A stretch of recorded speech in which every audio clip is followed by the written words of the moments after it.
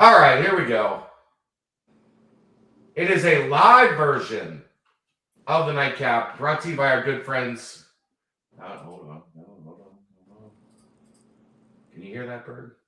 Yeah. All right, there we go. All right, now we're good. Aaron's not here. Aaron's out doing some things tonight, having a good time. So I'm doing this on my own, flying solo on the back end, but on the front end, we got a little surprise. But first, as always, this show brought to you by our good friends at Galactic Fried Chicken. Visit www.galacticfriedchicken.com. Download the app for Android, iPhone, everything Galactic, and get your fried chicken fix. Make it down to Galactic Fried Chicken in Dayton, Kentucky. Tell them to pump it up. Save yourself 15% on your order. All right.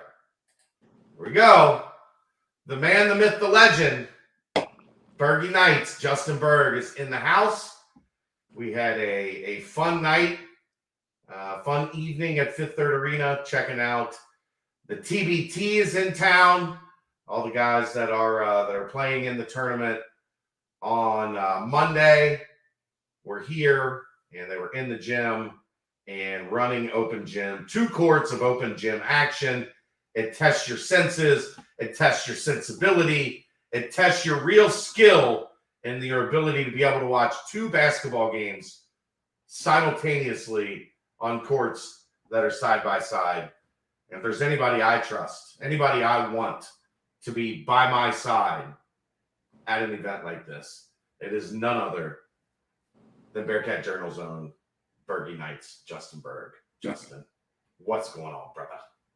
That was probably the best $4 I've ever spent. And that's just what I paid for parking. Yeah. I parked in the garage over there on the other side of the little practice football field. But it was incredible. I cannot thank you enough for getting me in there. It was like it was a phenomenal experience walking into the arena and being able to go sit down on the court with you and Justin Williams, and we were just taking it all in, seeing all the former players from maybe the last 7 or 8 years of Bearcats. 7, 8 years, yeah. Yeah. That were there. One guy was missing that I would have loved to be there. Farad Cobb was not there. A little disappointment. But the surprise for me that was really exciting was my boy Kane Broom was there. Now, Kane is on the coaching staff. He's not actually going to be on the TBT team, but he was an active participant in tonight's open gym, along with Kevin Johnson. Those two are on the staff with Corey Blunt, along with Trey Scott. Trey's going to be on the coaching staff. He's not going to be participating, unfortunately. But I'll get started with a couple things. One, I miss Troy Copain. Especially in those settings, because he might be the best trash talker to ever don the red and black. And it's not just because he's good at trash talking. He's the most relentless trash talker on the planet. He starts at 100 and goes up from there. It is awesome, and you could see the young guys, it gets under their skin. They're not used to Troy. And it happened last year when all those guys came back. They were just in town for a guys' week, a teammates weekend. And they did something similar to this that I got to check out. And Troy was just relentless. He's just relentless with his trash talk. It's phenomenal. There's no malice, no ill will, but he is trying to get under your skin at every second. And he does it better than anybody I've ever seen. 2, my last 2 open gyms, David DeJulius is 13-0. The last one that I was at, he was 8-0. You guys remember me talking about that. This one, 5-0. 4 of those against the veterans. And the team was DeJulius, Micah, Landers Nollie, JD, Jeremiah Davenport, Kalu Ezikpe. And I think Kalu jammed a finger or something. He sat out the last game, and Odi Aguama popped in for him, and they won again. So if you're questioning like how confident David DeJulius is this summer, he's dominating, and it's been fun to watch, especially getting to see what potentially could be a starting five or very close to a starting five. With those 5 guys on the floor, and to watch them play well for 5 games was really cool. All right, now everybody is done listening to me, and it's time for them to listen to Berg. I want all of your thoughts and observations from tonight.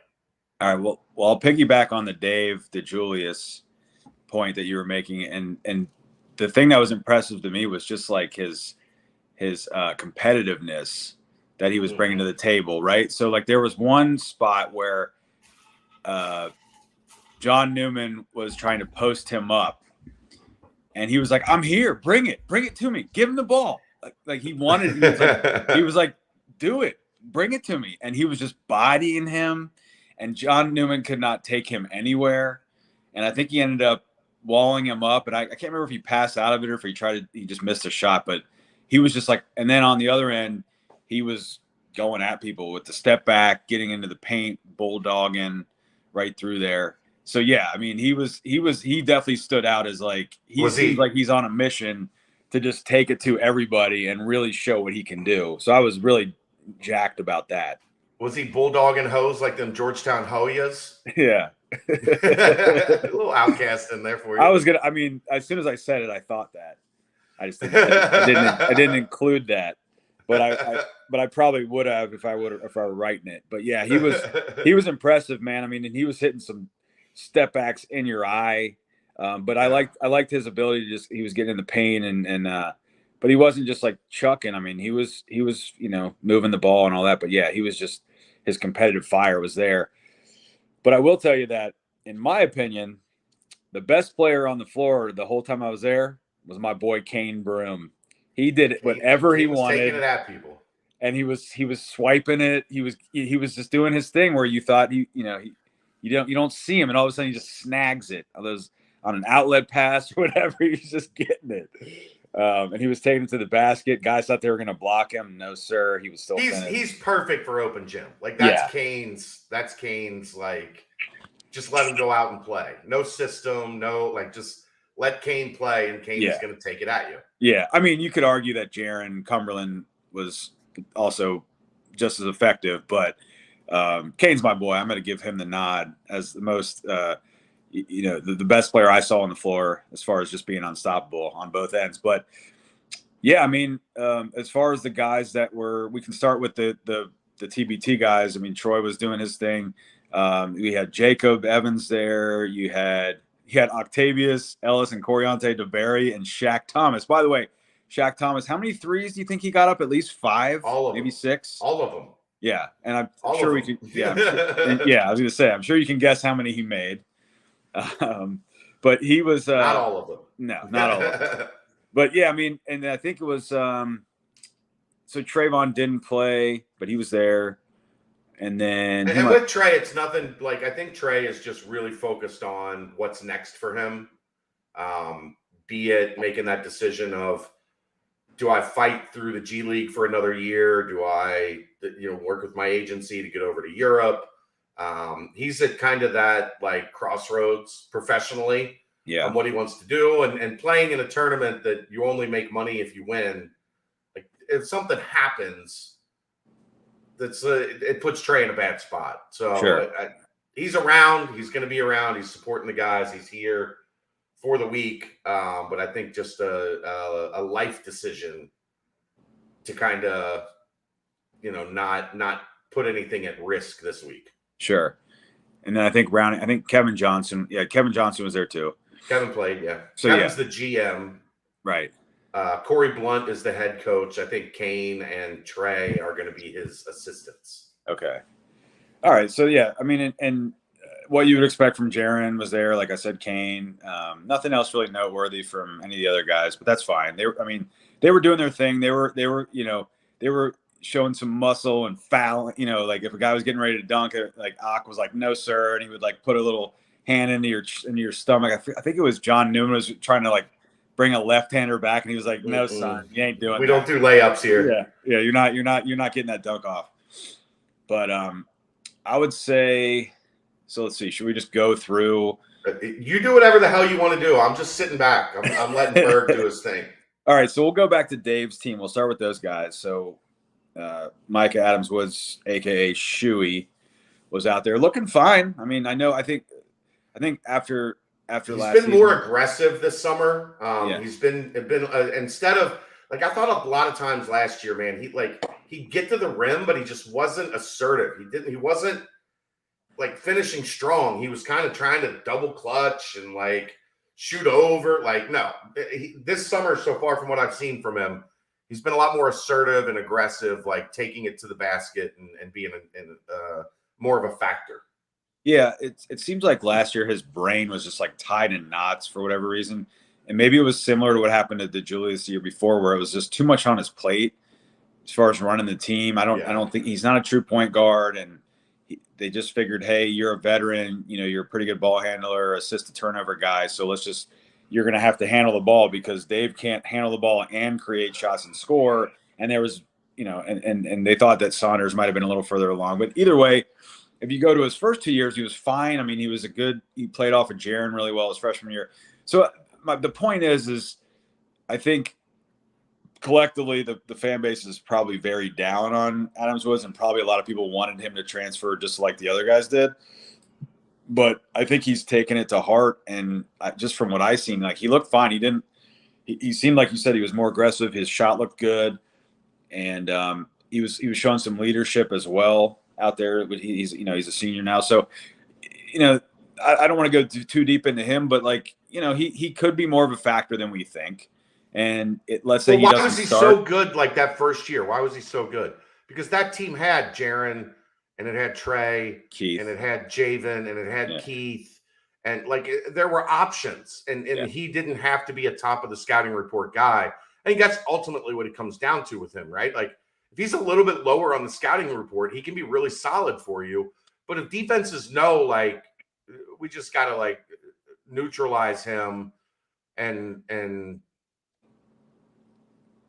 deny him what we saw them do with DeJulius last year, you could put a squash on that Cincinnati offense pretty quick. And hopefully now with more options, that puts him in a better spot again. Yeah, I think maybe just like the nuances of the game, where if you're used to being a catch and shoot guy, or a guy that can catch and make a move, and then you get thrust and it's like, well, now you got to run the team, and you got to get everybody involved, and you got to know the scouting reports, and you got to know all the play. Right. It's like there's just too many things. So either way, I think he could be a good piece, a good spark, like off for the second unit. More, and I mean, who knows? Maybe he could end up starting again. We'll see. Maybe he'd be more off the ball, but I would bet against that if it's just me. But either way, I think he could be a more important piece than we expect based on last year. Then Davenport was on fire. The kid, I mean, he probably shot. I think he missed one shot. I was gonna say, I mean, he had to have shot 60% from three. And he was getting a lot of good looks off of actions from DeJulius, from Shuey, and from number two. Is he number two? Is he going to be number two? Landers Nollie. Yeah. Is that the first number two since Titus Rubles? No, wasn't Keith number two? Keith was number two, yeah. Duh. Yeah. My bad. I love Titus Rubles. I wish he would have been there. Too. I wish he would have been there. But yeah, so I mean, JD was just catching and shooting for the most part, like he does, whether there was a hand in his face or not, and he was sticking them, and he was talking a lot of yang, and he was getting him and Shaq were going at it. Him and Shaq were going at it. Him and Jacob Evans went at it at one point. He pretty much was running his mouth the whole time, and he took Troy's lead and said, you guys, the old guys aren't going to have the biggest talker in the gym. I'm going to talk just as much, just as loud. Yeah, it got heated for sure. I mean, a lot of competitiveness out there on the floor. So it was multiple guys that he got into it with, but he didn't back down. I mean, he just kept firing away, and he backed it up. Yeah, he kept making them. And so what he was doing was he was just spotting up from the wing and the corner. And because you had Dave, who was able to get a step on his man and draw the D, and because Shuey did a little bit of that too, working off of Dave, and because Landers Nollie is able to create as well, they were just able to find him time and time again where he could just catch, line it up, and let it fly. And that's why he shot such a high percentage. Nollie was impressive, and he didn't even really make any shots that I saw. He didn't make much. Score nearly as much as he has this summer. But his shot looked smooth. Like, it was just real easy, good rotation, good arc, just like quick, line. It was like on line. It was either long or short. But what I saw from him right off the bat was just like a nice, easy ability to pass, find the open man in multiple ways.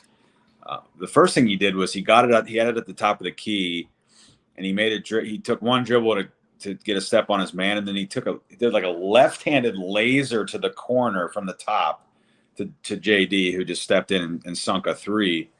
But then he had another one where he drew the defense and just nice solid chest pass out for another open look, and just you could tell he was kind of like on cruise control. He wasn't trying to do a ton of stuff out there, but just the feel he had on those two passes was impressive. And I think you mentioned that to me when we talked, I don't know, a month ago or something. You're like, he's a little better passer than I thought.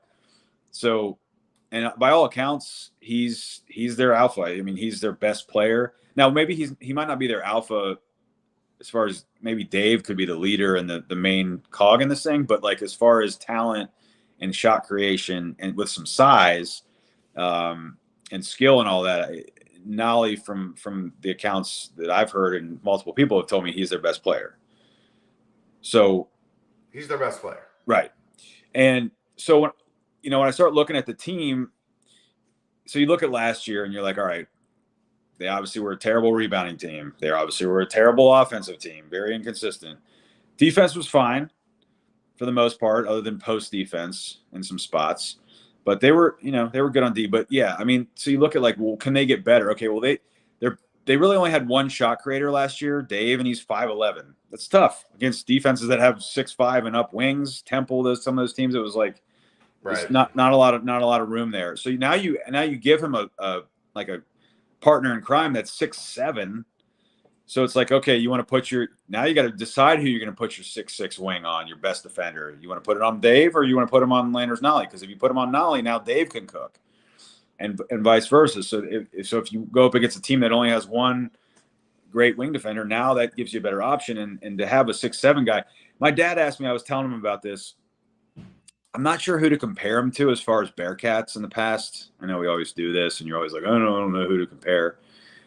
But I couldn't really think of like a guy that size that can create like that. He's kind of like, I don't know, like a cross between DeMar and James White in terms of like his shooting ability and mid-range and from deep. But I haven't seen enough of him to make that comparison. So as far as a former Bearcat, I'm not sure. But he just looks like he's just got a nice feel. He's very skilled. He looks like a legit 6'7". He's very comfortable too. Like he's very comfortable in who he is as a player. He's not searching for like what he is. He's not trying to be something he's not, I guess is maybe the best way to put it. Yeah. Like he's just comfortable with the ball in his hands. He's comfortable if he's got to take the shot. He knows what he's trying to get accomplished. Yeah. And he's very quick release, and he's got the size. So so he's got the mid-range game, which, in this day and age, like people always talk about, analytics, threes and layups and stuff and free throws. But like you watch the NBA, you see, late in games, like these guys get to the mid range and that's what's open. And he's got that for sure. And, his 3-point shot, I know he was close to 40 a couple of years ago at Memphis, his first year there, and he dropped down last year, but he's got the ability. So I think just like right away, just by adding him to Dave, like the offense is just automatically going to be better. Instantly better. Yeah, and that also opens more up for JD, who's been a high 30s 3-point shooter, and you figure, with chuck it a lot, right? With less attention and the ability to just set his feet and line it up more. I mean, maybe he shoots over 40%. It's not out of the question. That'd be wild, but like if he does, that's a big boon to the offense. And then then you look at the 5-man on the team was Kalu Ezikpe, and I liked him immediately. I like this guy a lot. He's thick. He's a bruiser in there. He's like really well built, 6'8", just looks like a Bearcat, like cut from the, Max Seal Hicks kind of thing, and just a little bit taller than them though. But yeah, he did show me a nice little touch in the paint a couple times where he was like, those shots are kind of tough, like 6 feet and in, and he had a nice soft touch on them from different angles. You told me that he can shoot. He has a little face up jumper. Good mid range shot. Yeah, he didn't show that.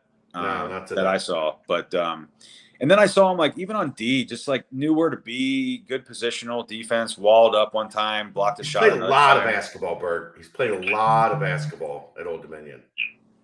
Yeah, he played 4 years there, right? Yeah, but he's been on the court time. Not just that he was a 4-year guy, but that he's played a lot of minutes of basketball, man. That makes a difference. I was on the phone with an assistant coach at a really, really quality mid-major program tonight, and he was talking about being out on the road and how different it is watching high school guys now, because you watch them and you say, like, I don't know that kid can help us this year, and I can go out and get a Kalu Ezikpe, a kid that has played a ton of college basketball. Like, it changes the way recruiting works anymore. Because there are guys like him out there. The coach was talking about the school had brought in a D2 kid that had a medical condition in high school that probably would have been a lot higher level recruit. And then he had to go to D2 and work through the medical condition. And now he's a COVID senior, but he's going to help this high level mid-major team win their league again, probably. And that's like, Kalu is the guy that is changing how recruiting works, because you're not going to go find a freshman that looks like that has that experience and understands like what is being asked of them. And that's, the game is changing a lot in that regard. Exactly. And to me, he's your 5. I mean, he's your starter, and I think he's your closer at the 5, unless Victor Locken proves us wrong on that. He was okay today. He had a couple. He was okay, but I also saw some of the stuff that he did last year where he was into traffic and getting stripped, and a little indecisive in between on some moves and things. But I mean, I think he's a perfect backup 5, or maybe you start him but you finish with Kalu, whatever the case is. But he to me, he seems like I'm just by thinking about it, he's probably a year away from being legit starting 5 with this team. Right. But you only have Ezikpe for 1 year, and he is 6'8", but in college basketball that's fine. I mean, yeah, you may run into some teams that have some extra size.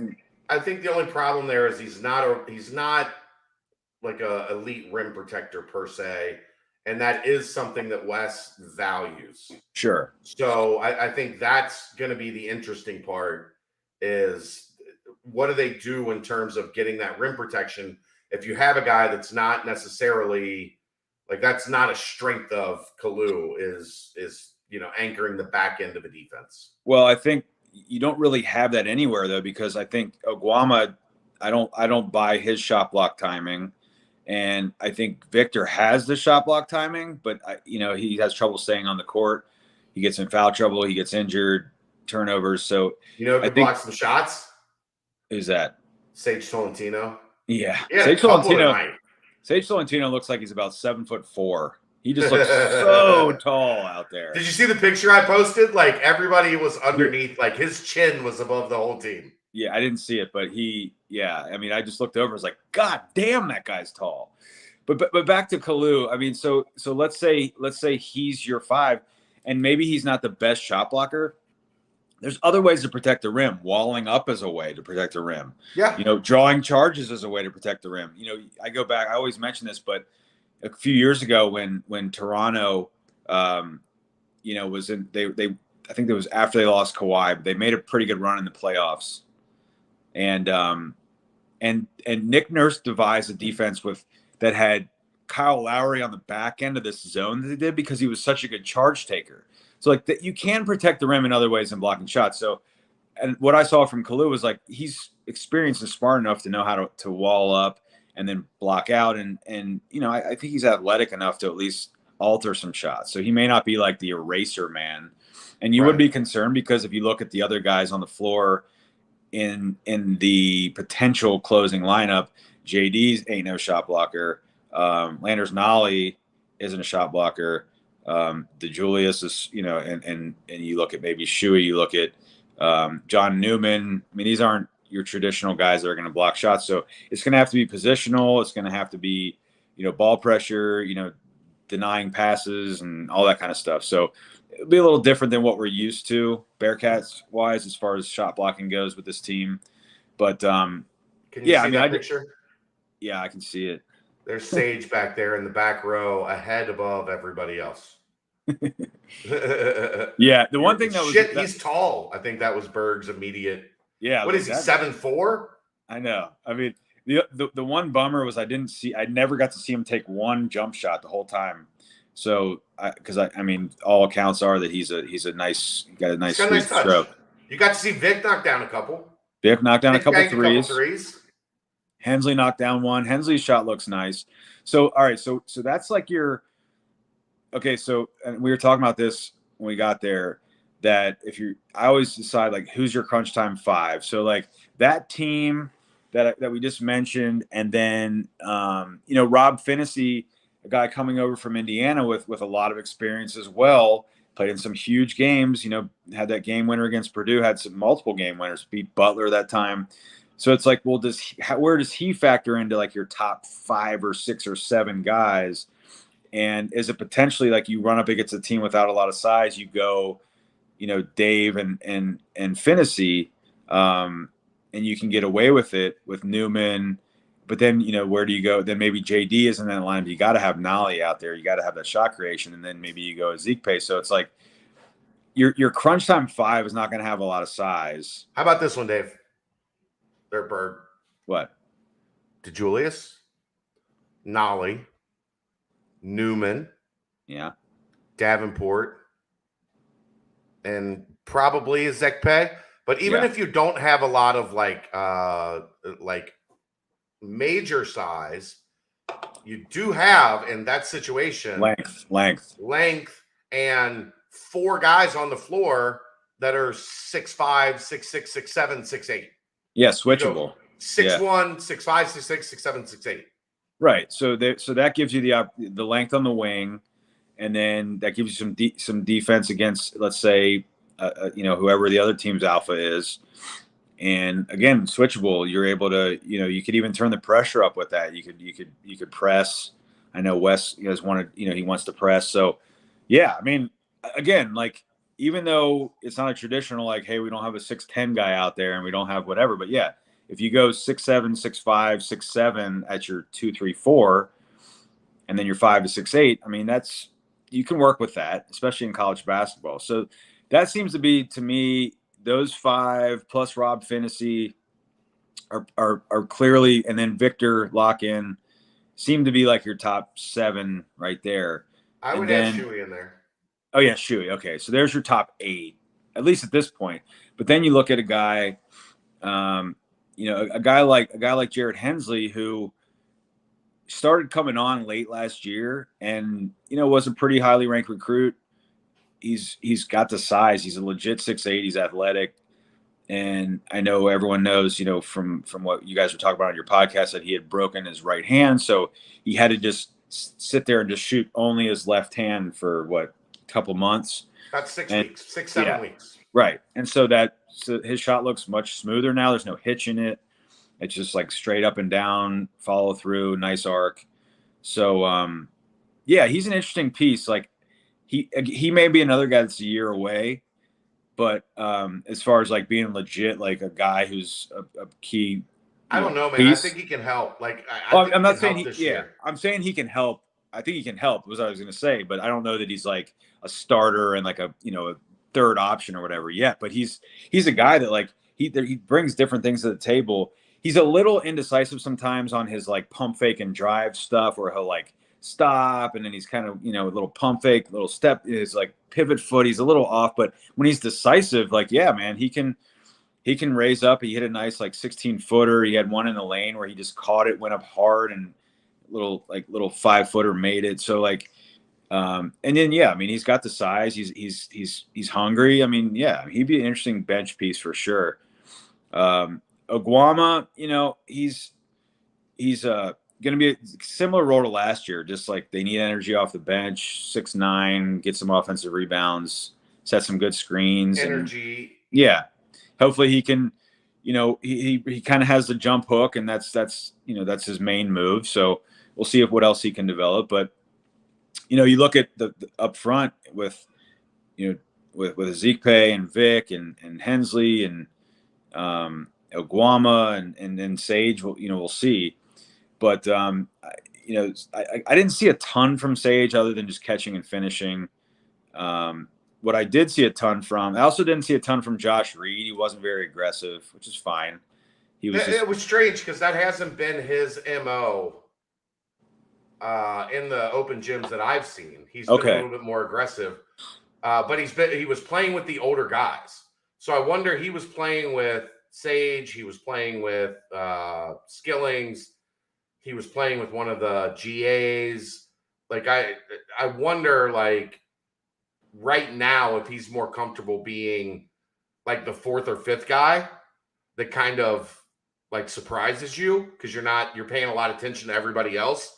You're not paying attention to him, so he's open. Yeah. But I like what I've seen from Josh so far tonight. I agree, he was a little bit quiet.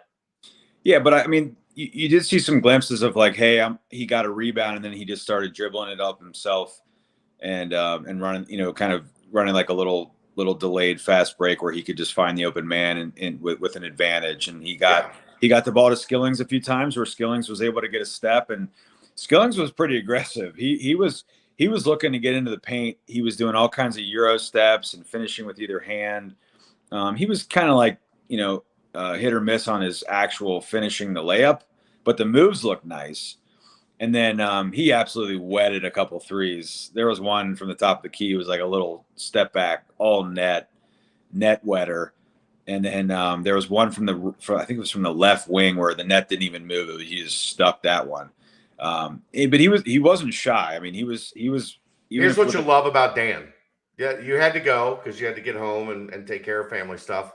For probably 30 minutes after the open gym was over, Dan just singled out Jacob Evans, and they played little one-on-one games for 30 minutes. Nice. Because I think Dan was like, look, man, that's a first-round draft pick. I need to learn from him what I need to do. You know what I mean? I need to absorb a bunch of knowledge from this guy while he's here. And Jake was more than receptive, but Jake didn't seek him out. He was like, hey, they were Troy and Landers were chirping back and forth. Yeah, and they were. It was heated. It wasn't there wasn't a fight that was going to happen or anything, but they were jawing at each other, and everybody is paying attention to that. And off over to the side, Dan pulled Jake aside and was like, hey, threw him a ball and was like, let's go. Let's play. And I thought that was really cool. I thought that was a really good look into Dan's personality of, this is the last wing at Cincinnati to get drafted, and I need to learn from him. So while I've got him here, while I've got him in this situation, we're gonna play a little one-on-one, and we're gonna have some fun. And they were laughing and joking around. But I thought that was really, one, really cool, and two, a really good insight into Dan, who he is and how he has that burn to be a really good player. Yeah, and also he's legit 6'6". He's got very long arms. Yeah, and he seemed to have more of the in-between game than I expected. I thought he was more of just a shooter. No. Not that he. I mean, his shot looked sweet to me.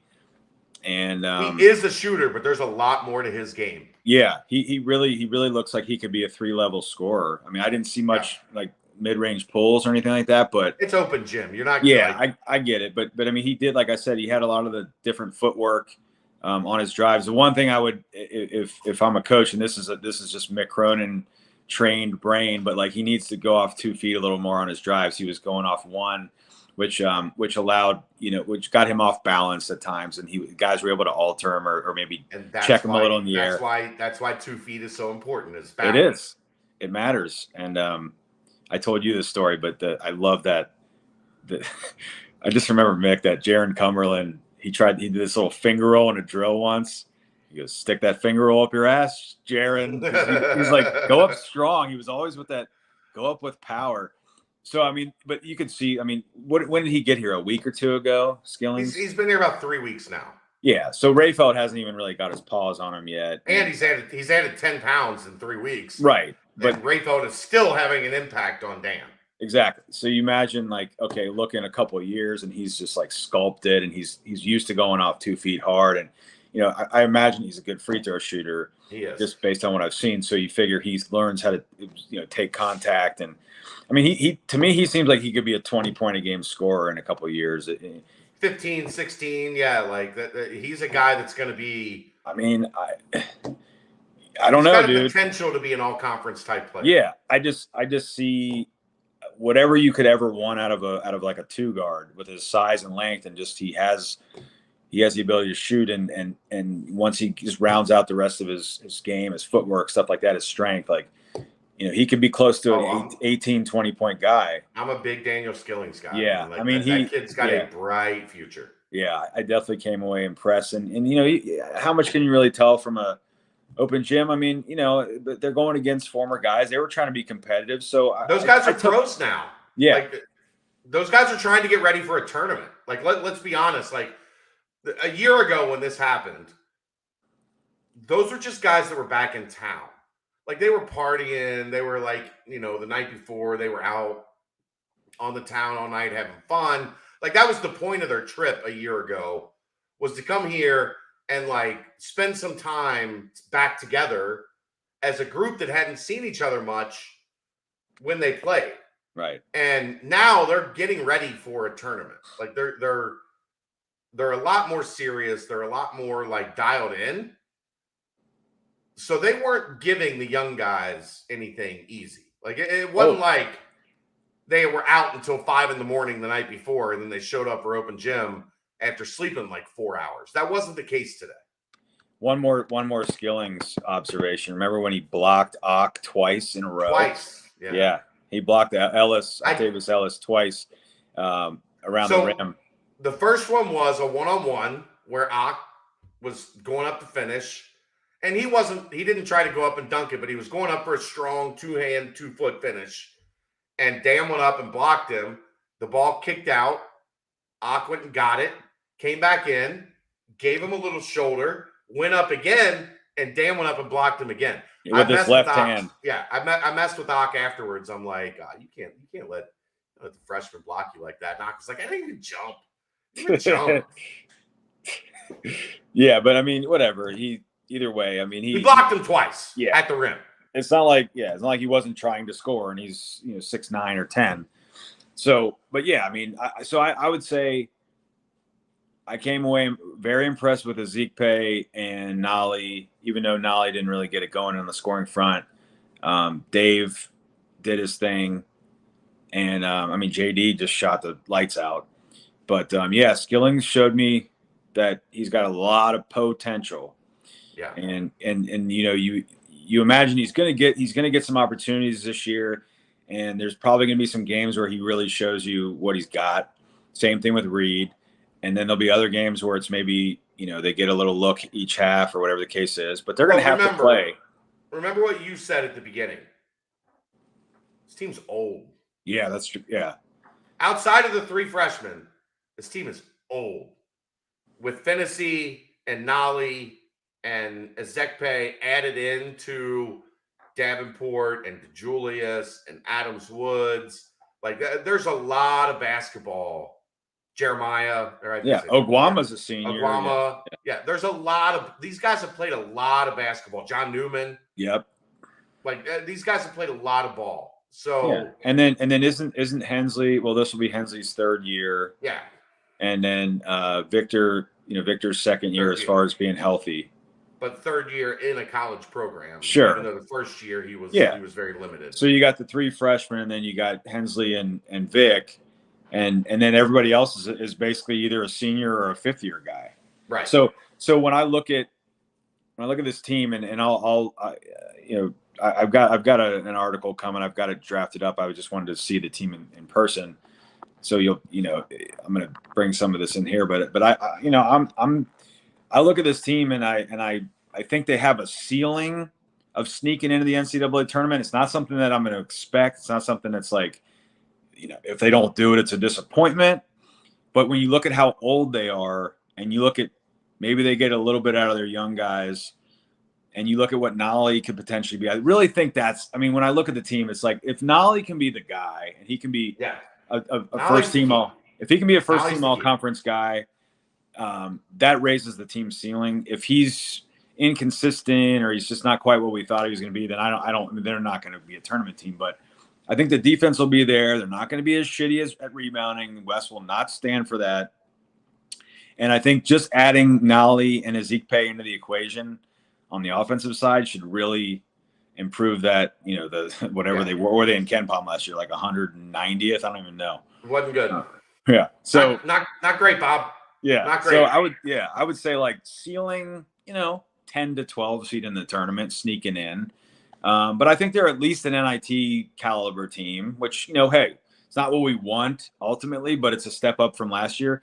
And I was telling you and Justin, I just skipped games last year. It was like, oh, they're playing Tulane on a Tuesday night. I'm good. I don't need to see that. And so I will not be skipping any games this year. So that's a step in the right direction. And, like Wes has had a nice, solid summer off season so far. Not a lot of weird stuff going on like last year, the late start. And here's the thing, Berg.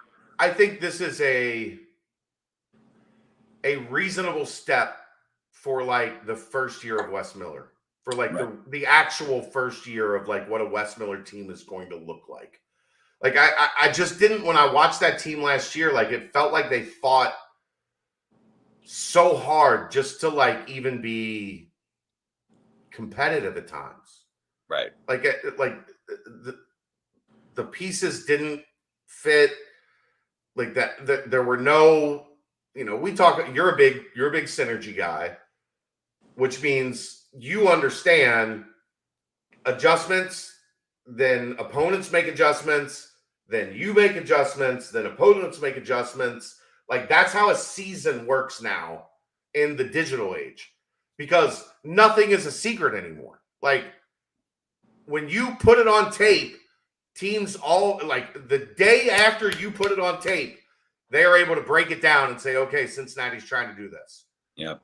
And we got to a point where they adjusted, opponents made adjustments, Cincinnati adjusted, the opponents made adjustments, and we got to a point where Cincinnati just didn't have any answers. And they weren't athletic, and they weren't athletic enough, and they didn't shoot well enough. It was they weren't long enough. They weren't athletic enough. We're done. Yeah, we're just done. But like, somehow they waxed Illinois, and they almost beat Arkansas. If Davenport could have maybe made 2 shots, right? And they they even gave Memphis a run down there. I mean, so it's like as bad as they looked in a lot of games last year, they still were in some games that you were like, how are they even effing in that game? And then they won some games where you're like, what? I mean, I still can't believe they beat Illinois. Not that Illinois ended up being that good. But they were a 4 seed. Yeah. So either way, I'm feeling and then good. They got better positive against Houston every time they played them. They did. Houston was the better team, without question. Yeah. But it went from this kind of gap to maybe this kind of gap. Like all of a sudden, by the time you got to the end of the season, they had a feeling of like, okay, like we know what you want to do. We know what you're trying to accomplish against us, and we're gonna have some answers. And we saw that a couple times. Well, look what Houston had that UC didn't have, and now you put a Nollie in there and an Ezikpe. It's like UC had nothing that could compete length and athleticism wise, or even shot creation wise against a defense like that. And so it's just like adding those 2 pieces in. It's like, all right. And now you had Josh and Dan, and I don't know that Sage this year is ready quite yet. But what I've seen from him so far this summer, I'm not going to rule out that by like February, all of a sudden it's like, oh shit, like Sage is getting 10 minutes a game because he can come in and he can be that rim protector that Wes is looking for. Like physically, I expected him to be like, I expected him to still be 215 pounds, right? Like he's interesting. Shit, by February with Rayfeld, he'll be like 275 by then. I'm just saying he's interesting because from everything I've heard, he's putting in the work. He's being coachable. He's doing everything that they're asking him to do. You don't gain 30 pounds in a couple months unless you're doing everything that is being put on your plate. I mean, I could do it easily. I have done it. I could do it, no problem. But I wasn't doing it with performance in mind. Not muscle. I wasn't doing it performance not 30 pounds of muscle. Yeah. Oh man, well, yeah, dude. I thanks again for getting me in because it was one of the best nights I've had in a long time, and again, it only cost me $4. So I'm. And your family was like, Berg, go. Go. My in-laws were like, we got it covered. We got you. just go. And I didn't have to rush back or anything. And it was fun to come back and tell my wife about Trey coming up and dapping me up. And Trey was like, Berg, where the hell did you come from? What's up, brother? Yeah. And then I mean Kane, because Kane was sitting out that first year that I was. Yeah, and you had a lot covering of like. I would just talk to him all the time on this, and I interviewed him 2 or 3 times, and so it was great to see him. And I mean, he's like one of my all-time favorites, and I feel like he probably reached like 80% of what I think he could have been at UC. But Nick does not run an open gym style. I know, I get it. I just but like he had some moments and he did some cool stuff. But yeah, there were some times when Kane saved their ass. Or Tulsa on the road much? Yeah, remember that Tulsa game? He saved the shit out of there. Yeah. But no, man, it was great. It was great to see. And then like the trash talking was top notch. Not many dunks, though. It was just whatever. I know had why. A couple. Sage had one that was impressive right next to us. Yeah, that was across the baseline and ripping down the rim. I think that was a feed from. Was that Reed on the baseline maybe? And he threw the defender and dished it. Yeah, I think that's what it was. But yeah, man. I'm excited to watch the young guys. I'm excited to see how the team, what Wes decides to do matchup wise and who ends up being the crunch time 5. And again, I'm just going to keep going back to Landers Nollie. And man, if and you got to think like he's a 4th-year player. He's been he was all league 2 years ago, first team. Then he was all freshman ACC. Yeah. So it's like he's auditioning to be a pro. Like this is his time, right? He's ready to say, hey, I can make it to the next level. If he's the best player on a tournament team, there's a good chance he gets drafted. Yeah, he's 6'7". He's 6'7". He can 3 and D. He's competitive. Like he didn't. Yeah. He took exception. Troy was calling him out. Yeah, Troy was like, "You a big man, post me up." Like he was like trying to. Right. Yeah, he was like, "What are you doing out there on the perimeter?" so there was always this running joke when Mick was here. That the guys would visit and they'd be like, "What are you?" And they'd be like, "I'm a 3." And they'd be like, "Oh, you're 4." So I know that's how those guys see it. I know Troy looked at him and was like, "Oh, but like if you'd have came in on my like back then, you'd have been a 4 because Mick wasn't playing you at the 3." So Troy like laid into him. Yeah, it was like, "Oh, you ain't a guard. You ain't playing on a wing. You think you're drafted on a wing? You a 4. You a 4 man." Come down here, post me up. Like the trash again. Troy trash talks at a level, that is elite. Dave wasn't bad though. Dave was bringing it too. Dave's a quiet trash talk, but he was. I mean, he was like he was taking it to people verbally and physically. Yeah. But Dave trash talks like a shank in the side of your side of your ribs. Troy trash talks like he's putting a 9mm to your nose. Like There's a difference in styles of trash talk. JD was trash talking. JD was trash talking like he had a sawed-off shotgun. He did, yeah. It was just hitting anybody. His mouth was running the whole time. Yeah. And it was rubbing people the wrong way. Like, actually, the funny thing is, I don't think Troy Landers ever would have come to blows. I think JD was pushing Shaq enough that Shaq was about to swing. Like, Shaq was looking at people like, hey, Shaq looked at me and was like, Chad, can you get him? Like, yeah, he did. Can you tell him what we accomplished here? Can you chill him the fuck out? Yeah. They kept talking to me like I'm the bridge between the two eras. Right? Jake's like, Chad, call foul. I'm like, I don't work in that department, man. Yeah. It was such a that stuff is so fun. Oh my God, man. I'm like I'm on cloud 9 after that, dude. That was great. And also I jokingly asked you, like, how much would you pay? Yeah. Because I don't know that it's allowed, but like as a fundraiser, they can make a shit ton of money just opening up like 500 seats and charging $100 a seat. Because there's a lot of people. I would have dropped 100 to see that. I only had to drop $4. It was so good to have you back, sitting with me and Justin in the arena, having some fun, watching little hoops. Yeah, it's such a fun event. Again, this is the second year. Last year it happened more organically. This year was kind of planned because of the TBT that like those guys wanted to get some run.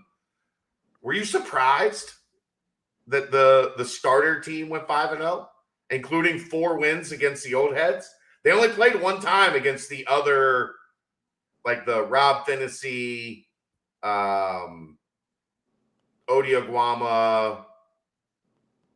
Yeah, who was on that team? Who else was on that team? Victor.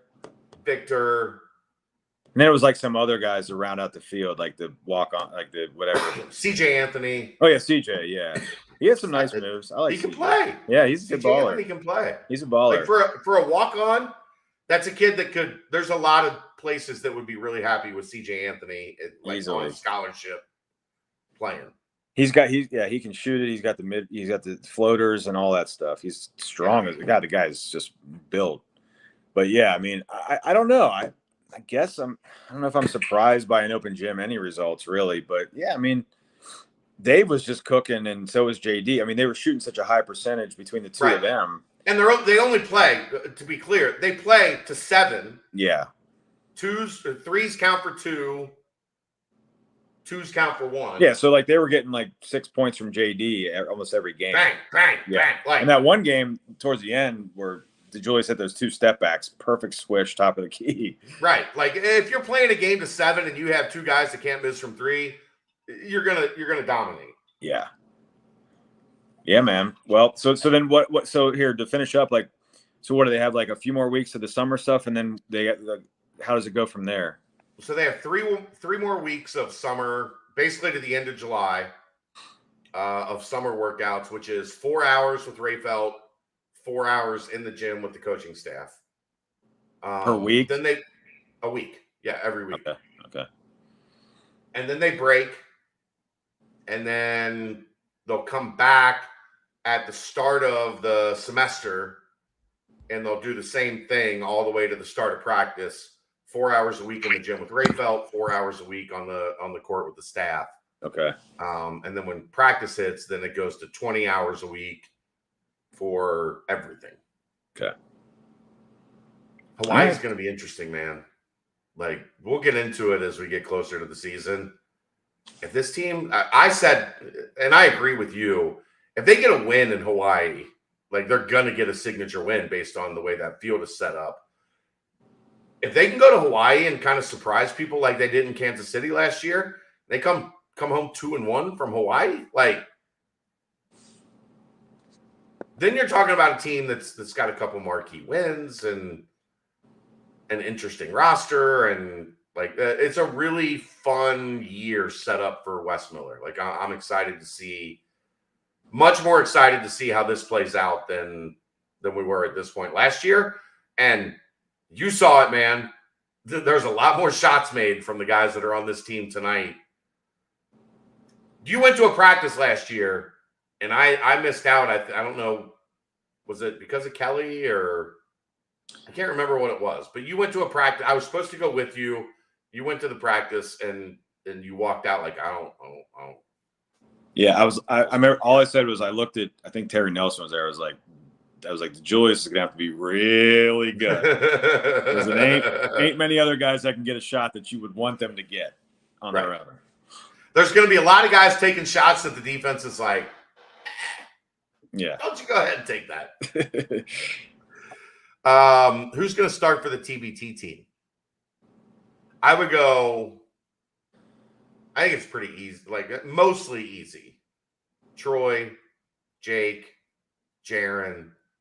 If Trey was playing, it would be Trey and then probably Ak. With Trey out, I guess maybe Shaq. Sorry, Shaq, if you're watching this. But I don't know, like at the 4, like I don't know what. Do you start Ak and Corey together and then you don't really have a 5? I guess the wild card is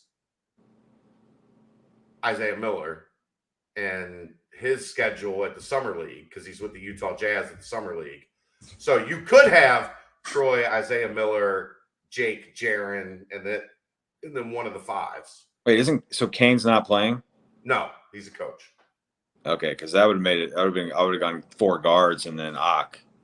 Well, I mean that's kind of what I did though with Troy, Isaiah Xavier? Miller, Jake, Jaron. They have to win 2 games to play Xavier, and Xavier has to win 2 games. Okay. Oh God.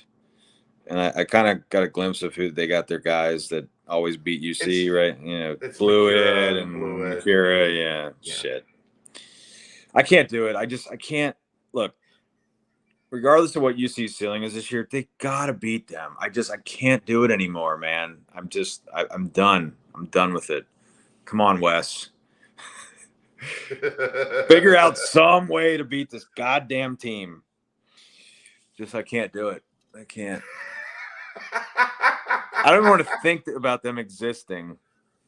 We got the game's at Fifth Third, right? This year, the game. Okay, all right. When is it? Do we have an idea or not announced yet? It's the December 10th, 11th, something like that. All right. All right. Well, I'm not going to think about that. I'm just going to think about this Euro step by Daniel Skillings with that reverse layup he had. That was smooth. It was nice. It was very nice. All right. Thanks to everybody that popped in. We actually had a really good crowd tonight checking in for an unexpected live show. Everybody, the people show up for Bergie Nights. When Bergie Nights pops in, the people show up. Yeah, I'll pop in when I can. That's what I'll do. Yeah, I mean, well, like I didn't even have to ask tonight. Berg was like, I was there, so let's do a show. I'm like, all right, I'm down with it. I'll give Aaron the night off. He can go hang out and do his thing a couple of weeks before becoming a dad, and we'll give the people what they want, which was 59 minutes of Bergie Nights. I know, right? Didn't feel like 59 minutes. Felt like it's 11:10. Okay, cool. Yeah, felt like that was like a 30-minute show that went an hour. Yeah. All right, that's gonna wrap it up.